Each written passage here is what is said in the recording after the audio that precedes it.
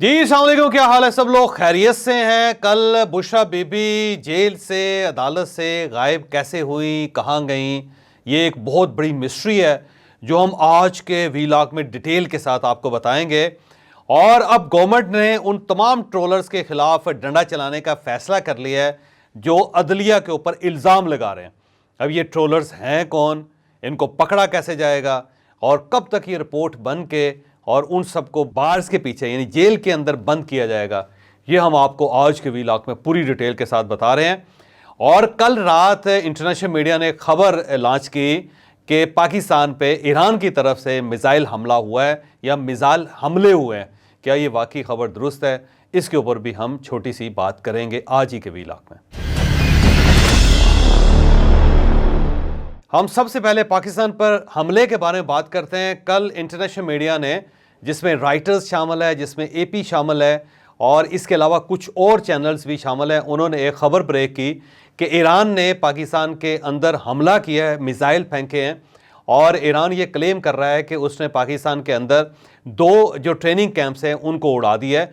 और फिर जब ये खबर बहुत ज़्यादा वायरल होनी शुरू हुई तो उसके बाद जब हमने थोड़ा सा इसको ट्रैक डाउन किया तो पता चला कि ये खबर सबसे पहले ईरान की तरफ से फ्लोट की गई थी। और IRNA जो एक नेशनल न्यूज़ एजेंसी है ईरान की, उसने सबसे पहले ये खबर दी और वहाँ से फिर AP ने, राइटर ने और दूसरे इंटरनेशनल चैनल्स ने ये खबर उठा ली। और उसके बाद एक सनसनी फैल गई कि कहीं ईरान और पाकिस्तान के दरमियान जंग शुरू हो गई है। हम रात गए तक इसके बारे में तहकीकात करते रहे, लेकिन हमें किसी तरफ से ये खबर कन्फर्म नहीं हो सकी, ना को पाकिस्तान की अथॉरिटी ने की, ना दफ्तर खारजा की तरफ से कंफर्म हो सकी। तो जिस वक्त ये वीलॉग रिकॉर्ड किया जा रहा है उस वक्त इसकी तस्दीक नहीं हो सकी और ये रात के 1 बजे अब इस वक्त। और ज़ाहिर है ये जो वीलॉग है हमारा सुबह 9 बजे लगेगा और इस दौरान अगर किसी तरफ से कोई कंफर्मेशन आई तो डेफिनेटली आपके सामने रखेंगे। लेकिन ये क्लेम जो ईरान की तरफ से किया जा रहा था वो ये था कि उन्होंने कहा कि दाइश के अड्डे थे 3 जगहों पर, एक सीरिया के अंदर यानी शाम के अंदर, दूसरे इराक के अंदर और तीसरे बलूचिस्तान पाकिस्तान के अंदर। तो ईरान ने तीनों साइडों पे मिसाइल फेंक के इन तीनों अड्डों को उड़ा दिया है। पाकिस्तान के बारे में उनका ये क्लेम था कि यहाँ पे 2 अड्डे थे या 2 कैंप्स थे जिन्हें उड़ाया गया। अब अगर ये खबर दुरुस्त है तो फिर ईरान और पाकिस्तान के दरमियान ताल्लुकात जो बहुत ख़राब हो जाएंगे और उसके बाद फिर ये बॉर्डर भी हमारा हीटअप हो जाएगा। अब अल्लाह बेहतर जानता है कि खबर ठीक है या गलत है, क्योंकि उसके थोड़ी देर बाद IRNA ने ये खबरें उतार दी थी, उसने ये खबरें डिलीट कर दी थी। या हो सकता है कि उन्होंने एक एमरजेंसी में या जोश में आके खबरें लगा दी हों और उसके बाद उन्हें ये महसूस हुआ कि हमने ये गलत कर दिया है, क्योंकि इराक़ के साथ तो हो सकता है हमारा फटा ना हो या शाम के साथ फटा ना हो, लेकिन पाकिस्तान तो एक सॉवरन कंट्री है और एटॉमिक पावर भी है। तो उसके साथ अगर हमने ये जंग छेड़ ली तो फिर हमारे लिए ये इतना आसान नहीं होगा, क्योंकि पाकिस्तान ईरान के मामले में पूरी दुनिया को रेजिस्ट कर रहा है। और अब अगर हमने ये जंग छेड़ ली तो पूरी दुनिया के साथ फिर पाकिस्तान जुड़ जाएगा, जिसका हमें नुकसान होगा। तो सरे दस ये खबर मुकम्मल तौर पे कंफर्म नहीं हो रही किसी साइड से भी। अगर कंफर्म हुई तो फिर डेफिनेटली आपको बताएंगे। लेकिन एक बात दुरुस्त है कि ईरान की तरफ से मसलसल ये क्लेम किया जाता है कि हमारे अंदर जो कार्रवाइयाँ होती हैं ईरानी साइल पे, वो पाकिस्तान की तरफ से वहाँ पे कुछ लोग बैठे हुए हैं जो इसे ऑपरेट करते हैं, तो आप इन लोगों को ख़त्म करें। हम भी क्लेम करते हैं कि पाकिस्तान के अंदर यानी बलूचिस्तान के अंदर जो एक्टिविटीज़ होती हैं उसमें से एक कंपोनेंट अफ़गानिस्तान बैठा हुआ है और दूसरा जो दस्ता है वो ईरान के अंदर से ऑपरेट करता है और आप भी वहाँ से इसको रोकें। तो ये क्लेम दोनों साइडों से बड़ी मुद्दत से किया जा रहा था, लेकिन क्या ये खबर दुरुस्त है या नहीं, तो ये फिर जाहिर है हम चंद घंटों बाद ही आपको बता सकते हैं। सरदस इसके बारे में कुछ नहीं कहा जा सकता। दूसरी जो अहम खबर थी कल, वो JIT की फॉर्मेशन थे। वज़ारत दाखिला ने एक JIT तैयार की है जिसके अंदर 6 अरकान है और ये इंतहाई सीनियर अरकान है, 20वें ग्रेड और उससे अबव हैं। और इसके अंदर IB शामिल है, इसके अंदर ISI शामिल है, इसके अंदर FIA शामिल है, इसके अंदर पुलिस शामिल है और इसके साथ साथ PTA यानी पाकिस्तान टेलीकॉम अथॉरिटी जो है ना, उसका भी एक रुकन इसके अंदर शामिल है। और ये JIT 15 दिन के अंदर अंदर उन तमाम लोगों को डिस्कवर करेगी, उन्हें गिरफ्तार करेगी, उनके बारे में एक पूरी तफसील के साथ रिपोर्ट बनाएगी जिन्होंने जजेस की ट्रोलिंग की है पिछले 4 दिनों के अंदर। तो अब ऐसे महसूस होता है कि जिस तरह तेज़ी से ये इकदाम किया गया है तो इसका नतीजा ये निकलेगा कि पाकिस्तान तहरीक इंसाफ के वो लोग जिन्होंने ये ट्रोलिंग की है उन सबको डंडा आने लगा। क्योंकि स्टेट इस मामले में मुझे लगता है कि बड़ी सख्त है। स्टेट ने ये फैसला कर लिया कि अब वो वक्त आ गया है कि हमें किसी न किसी को एक एग्जाम्पल बनाना पड़ेगा, किसी न किसी को एक मिसाल बना के पेश करना पड़ेगा, फिर जाके ये ट्रोलिंग रुकेगी। नहीं तो हमेशा जब भी इस किस्म का कोई फैसला आता है तो जजेस के ऊपर हमला किया जाता है, फौज के ऊपर हमला किया जाता है, मीडिया के ऊपर हमला किया जाता है, गवर्नमेंट के ऊपर हमला किया जाता है। तो अब मेरा ख्याल है गवर्नमेंट इस बार सीरियस नज़र आ रही है मुझे, बल्कि स्टेट बहुत सीरियस नज़र आ रही है। तो इस बार शायद पाकिस्तान तहरीक इंसाफ के ट्रोलर्स भी पकड़े जाएं, और अगर ये पकड़े गए तो फिर ये जो प्लान सी है पाकिस्तान तहरीक इंसाफ का कि इलेक्शन से पहले हम आर्टिफिशियल इंटेलिजेंस को इस्तेमाल करेंगे, हम सोशल मीडिया को इस्तेमाल करेंगे, तो शायद ये सोशल मीडिया को इस्तेमाल ना कर सकें। क्योंकि पिछले हफ्ते जो PTI ने टेलीथॉन की थी और उसका मकसद ये था कि फ़ंड रेज़ किया जाए इलेक्शंस के लिए, तो उस वक्त ट्विटर की सर्विसेज भी पाकिस्तान के अंदर डाउन हो गई थी, सोशल मीडिया भी डाउन हो गया था, आपने देखा होगा। अभी तक वो रिकवर नहीं कर सका, तो स्टेट ने उसके ज़रिए टेलीथॉन को कामयाब नहीं होने दिया था। तो इस बार उससे भी आगे चंद कदम जा रही है स्टेट, और वो फैसला ये है कि जिन जिन लोगों ने ट्रोलिंग की है उन सबको पकड़ा भी जाएगा और उसके बाद उनकी ठीक ठाक छितरोल भी होगी। तो इस बार आपको एक नई सूरत हाल यहाँ पर पाकिस्तान में डेवलप होती हुई नज़र आएगी। अब हम आते हैं जेल ट्रायल की तरफ। कल 2 केसेस का ट्रायल था अडयाला जेल के अंदर। एक साइफर केस था, साइफर केस में इमरान खान साहब भी मौजूद थे, शाह महमूद कुरैशी साहब भी मौजूद थे। इमरान खान साहब ने वहाँ मीडिया से बात भी की। उन्होंने ये कहा कि जनरल बाजवा साहब ने मुझे कहा था कि आप अच्छे बच्चे बन जाएं तो आपको 2/3 एक्सटीरियर दे देंगे, और अगर आपने ये कार्रवाइयाँ इसी तरह जारी रखें तो फिर आपको 30 से ज़्यादा सीटें नहीं मिल सकेंगी और आपके ऊपर बहुत मुकदमे बनेंगे। ये दूसरी बार इमरान खान साहब ये बात कर रहे हैं। अब सवाल ये है कि 1.5 साल बाद या 2 साल बाद अगर इन्हें ये हकीकत याद आई है तो अब इसका क्या फ़ायदा। वो कहते हैं कि वो मौका जो जंग के बाद आपको याद आए उससे सिर्फ अपने मुंह पे मारना चाहिए।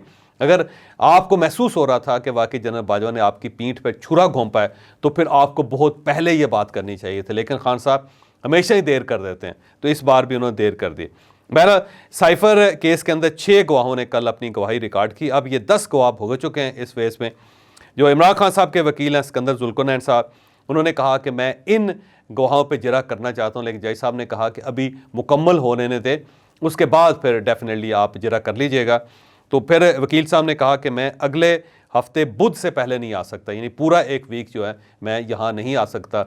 तो जज साहब ने कहा कि आप बुध को कर लीजिएगा। तो इसका मतलब ये हुआ कि नेक्स्ट वीक में ये तमाम गवाहों की गवाहियाँ रिकॉर्ड हो जाएंगी और फिर उसके बाद जिरा इसके ऊपर स्टार्ट हो जाएगी। उसके बाद जब ये जज साहब उठे तो फिर इमरान खान साहब अपनी बैरक में चले गए और उनके साथ ही इद्दत में निकाह के जो जज साहब हैं उस केस के कुदरतुल्लाह साहब वो आ गए।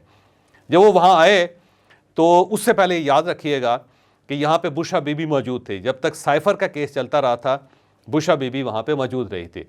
तो जज साहब जब आए तो उन्होंने कहा बुशा बीबी कहाँ है, तो देखा कि बुशा बीबी सामने बैठी हुई, और फिर उन्होंने पूछा कि इनके वकील कहाँ हैं, उस्मान गिल साहब। तो पता चला कि उस्मान गिल साहब नहीं आए। तो फौरी तौर पे जज साहब ने उमैर न्याजी साहब से कहा कि आप बुलाएं इनके वकील को, हमने फ़र्द जुर्म आयद करनी है। तो उमैर न्याजी साहब ने थोड़ी देर सोचा, उन्होंने कहा जी मुझे 5 मिनट दें, मैं पता करके बताता हूँ। फिर वो आए, उन्होंने कहा जी उस्मान गिल साहब जो हैं वो आधा घंटे में आ जाएंगे, वो कहीं फंसे हुए हैं लेकिन पहुँच रहे हैं रास्ते में। तो जज साहब बैठ के फिर उनका इंतज़ार करते रहे। रिजवान अब्बासी साहब जो दूसरी तरफ से हैं उन्होंने कहा जी आप कार्रवाई स्टार्ट करें, हम वकील का इंतज़ार क्यों करें। लेकिन जज साहब ने कहा कि नहीं, जब तक वकील नहीं आते हमें उसका इंतज़ार करना चाहिए। तो आधा घंटा इसी सिलसिले में लग गए। इस दौरान जब 25 मिनट गुजर गए तो बुशा बीबी उठी और वो चुप करके अदालत से निकल गई और वो फिर कॉरिडोर में गई और कॉरिडोर से वो जेल का जो दरवाज़ा है, मेन डोर है, उससे बाहर निकल गई। वहाँ पर उनकी गाड़ी खड़ी थी, उसमें बैठी और निकल गई वो। और उसके बाद उस्मान गिल साहब पहुँच गए वकील, और जब वकील आए तो उन्होंने कहा जी मैं माफ़ी चाहता हूँ, मैं थोड़ा सा लेट हो गया लेकिन अब मैं हाज़िर हूँ। तो जज साहब ने पूछा कि जी आपकी मौकला बुशा बीबी कहाँ है। तो उन्होंने कहा जी वो पीछे बैठी होंगी। तो जज साहब ने कहा देखें कहाँ है। तो जब उन्होंने पीछे मुड़ के देखा तो वहाँ पर बुशा बीबी नहीं थी। तो उन्होंने कहा जी बुशा बीबी तो यहाँ नहीं है। तो जज साहब ने पूछा कि वो कहाँ चली गई हैं। उसने कहा जी मुझे 5 मिनट्स थे, मैं अभी आपको पूछ के बताता हूँ। तो वो बाहर गए, 10 मिनट वो बाहर रहे, उसके बाद वो अंदर आए। उन्होंने कहा जी उनकी तबीयत ख़राब हो गई थी बुशा बीबी की, तो उन्हें अचानक अस्पताल जाना पड़ गया, वो अस्पताल चले गए। तो जज साहब ने पूछा कि ये कैसे हो सकता है कि जब एक मुलज़मा है उसके ऊपर फ़र्द जुर्म आयद होनी है, वो जेल के अंदर मौजूद है, वो अदालत के अंदर मौजूद है, और वो जज को बगैर बताए हुए वो कैसे जा सकती है। तो उस पर उस्मान गिल साहब ने कहा कि मैं उनके इस्तिस्ना की दरख्वास्त देता हूँ, वो वाकई अलील थी तो वो यहाँ से चली गई। तो फौरी तौर पर उन्होंने एक दरख्वास्त लिख के जज साहब के सामने पेश कर दी। जज साहब उसके बड़े नाराज़ हुए। उन्होंने कहा जी ये आपको मालूम है कि कोई भी मुलज़मा जो है वो जज साहब की मर्ज़ी के बगैर और इजाज़त के बगैर यहाँ से यानी अदालत से नहीं जा सकती, लेकिन ये क्यों चली गई हैं। तो उस पर गिल साहब ज़ाहिर है उसके पास कोई जवाब तो नहीं था। उन्होंने कहा जी तबीयत उनकी अचानक ख़राब होगी, तो उसके बाद वो निकल गई। उसके बाद एक दूसरी दरख्वास्त भी दी गई कि जनाब आप इस्तिस्ना दे दें या हाई कोर्ट के अंदर हमारा मुकदमा चल रहा है तो आप इंतज़ार कर लें कि वहाँ से क्या जवाब आता है। लेकिन जज साहब जो थे वो बहुत ज़्यादा गुस्से में थे। फिर रिजवान अब्बासी साहब जो हैं वो भी वहाँ पे खड़े हो गए और उन्होंने कहा कि ये क्या तमाशा हो रहा है जज साहब आपकी अदालत में, और आप बुशरा बीबी को वापस बुलाएं। फौरी इस पर जज साहब मज़ीद नाराज़ हुए। उन्होंने कहा कि खान साहब कहाँ हैं। उन्होंने बताया कि खान साहब अपने सेल में हैं। तो फिर उन्होंने असिस्टेंट सुपरिटेंडेंट को बुला के कहा कि फौरी तौर पे खान साहब को अदालत में पेश किया जाए। 10 मिनट में खान साहब वहाँ पे आ गए। जब खान साहब आए तो खान साहब के वकील ने एक तीसरी दरख्वास्त दे दी और उस पर उन्होंने कहा कि हाई कोर्ट के अंदर हमारी पिटीशन चल रही है, तो हाई कोर्ट के फैसले तक आप फर्दर जुर्म को मुलतवी कर दें। तो उसके ऊपर ही रिजवान अब्बासी साहब ने ठीक ठाक शोर किया। उन्होंने कहा जी आप आर्डर करें, और ये बेसिकली अदालत का वक्त ज़ाया कर रहे हैं। बहरहाल बहुत लंबी चौड़ी बहस होती रही और फिर रिजवान अब्बासी साहब के कहने पे जज साहब ने कहा कि बुशरा बीबी जो है उनका मेडिकल जो सर्टिफिकेट है वो पेश करें। तो उन्होंने एक मेडिकल रिपोर्ट पेश कर दी जिसके अंदर ज़ाहिर है छोटे छोटे टेस्ट थे। तो रिजवान अब्बासी साहब ने देख के कहा कि ये क्या है जज साहब, देखिए इसके अंदर कोई उनकी बीमारी नहीं लिखी, उनकी इसके अंदर कोई नुस्खा नहीं लिखा, उसके अंदर ये नहीं लिखा कि वो वाकई अलील हैं और उन्हें छुट्टी चाहिए। तो ये तो एक लैब की रिपोर्ट है।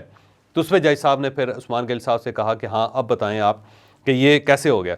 तो उसमें उन्होंने कहा नहीं देखें इसमें पता चल रहा है कि वो बीमार हैं और ये ज़ाहिर जनरल इंफॉर्मेशन है, लेकिन इंफॉर्मेशन तो है।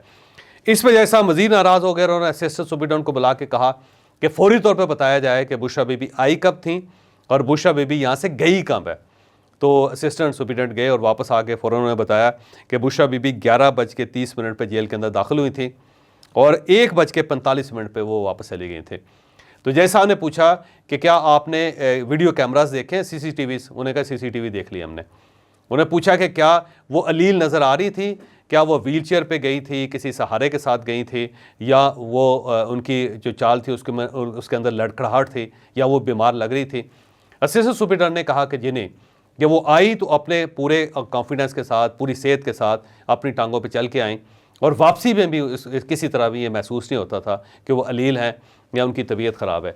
तो जज साहब ने फिर उस्मान गिल साहब से पूछा कि जनाब अब ये बताएं कि हमें कैसे पता चलेगा कि वो बीमार हैं। तो उन्होंने कहा जी ख़वातीन की कुछ बीमारियाँ ऐसी होती हैं जो नज़र नहीं आती, और बुरखा उन्होंने पहना हुआ, बापर्दा खातून है और वो हमें बताती नहीं है ज़ाहिर।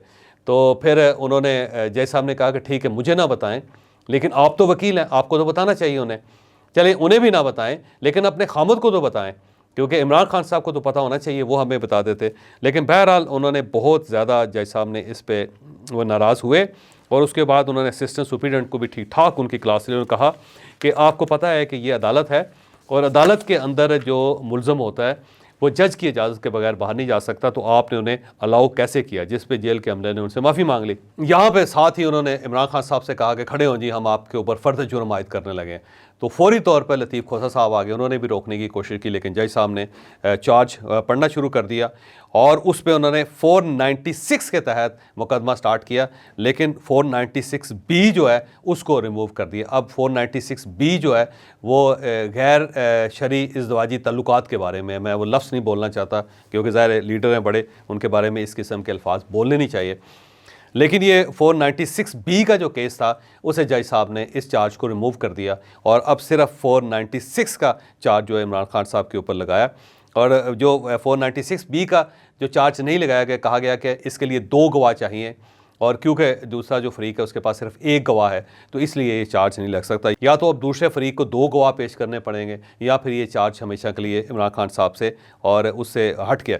जब ये फर्द जुर्म आयद की गई तो इमरान खान साहब के वकला ने खड़े होकर कहा कि इसमें क्योंकि 2 मुलज़म हैं तो आप दूसरे मुलज़म को निकाल के सिर्फ 1 मुलज़म के ऊपर फ़र्द जुर्म कैसे आयद कर सकते हैं।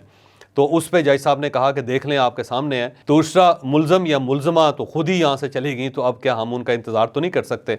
बहरहाल अब ये फ़र्द जुर्म आयद हो चुकी है और अब खान साहब के ऊपर केस चलेगा। साथ ही जज साहब ने उस्मान गिल साहब से कहा कि आप ये फर्द जुर्म लेके जाएं और इमरान खान साहब के इसके ऊपर साइन करवाएं। तो उस्मान गिल साहब वो लेके गए और उन्होंने इमरान खान साहब के कान में सरगोशी की और उसके बाद खान साहब खड़े हो गए। उन्होंने कहा जी अंग्रेज़ी में लिखी हुई जज साहब और टेक्निकल लैंग्वेज है, मैं इसे अंडरस्टैंड नहीं कर सकता, तो मैं जब तक मेरे वकला इसको नहीं पढ़ेंगे मैं इसके ऊपर साइन नहीं करूँगा। तो उस पर जज साहब ने कहा कि क्या आपको अंग्रेज़ी नहीं आती? खान साहब ने कहा आती है, लेकिन ये टेक्निकल लैंग्वेज है। तो उन्होंने कहा बहरहाल आप इसको पढ़ लें और पढ़ के इसके ऊपर साइन करें। तो इस दौरान खोसा साहब भी आ गए और खोसा साहब ने फिर सामने खड़े होकर कहा जी कि नॉट गिल्टी, और साथ उन्होंने कहा जी कि इस के अंदर लिखें कि ये एक पॉलिटिकल मोटिवेटेड केस है और हमें सिर्फ़ और सिर्फ बदनाम करने के लिए बनाया जा रहा है और इसका लंदन प्लान के साथ ताल्लुक़ है। तो वो खोसा साहब ने कुछ लाइनें ऐड करवाई जो जज साहब ने बड़ी आसानी के साथ उसको करके उन्होंने कहा जी लें, ये मसला ख़त्म हो गया। अब बुशरा बीबी जो हैं उनके ऊपर भी फ़र्द जुर्म आयद हो चुकी है और इमरान खान साहब भी अब इसके ऊपर गवाह पेश होंगे। 4 गवाह हैं इसमें, ये याद रखिएगा। तो अगली पेशी में 4 गवाह पेश हो जाएंगे। इस दौरान जब उस्मान गिल साहब दोबारा बोले कि बुशरा बीबी बीमार हैं, तो उस पर उन्होंने कहा कि आप वो अस्पताल बताएं जहाँ पे बुशरा बीबी गई हैं, मैं अभी वहाँ पे लोग भेजवा के इसको कंफर्म कर लेता हूँ। तो उस्मान गिल साहब के पास इसका कोई जवाब नहीं था। बहरहाल इस तरह वकला ने पूरी कोशिश की कि बुशरा बीबी पे फ़र्द जुर्म आयद ना हो सके, लेकिन इसके बावजूद हो गई। अब ये अगली जो पेशी है उसके ऊपर 4 गवाहों के ऊपर जिरा होगी, उनकी गवाही होगी और फिर उसके ऊपर जिरा होगी। आज भी 2 केसेस चल रहे हैं। इमरान खान साहब के ख़िलाफ़ तोशाखाना का केस है आज, और इसके साथ साथ 190 मिलियन पाउंड का केस है और उसके ऊपर फ़र्द जुर्म आयद होनी है। तो आज भी कोई इमरान खान साहब और बुशरा बीबी के लिए बहुत अच्छा दिन नहीं होगा।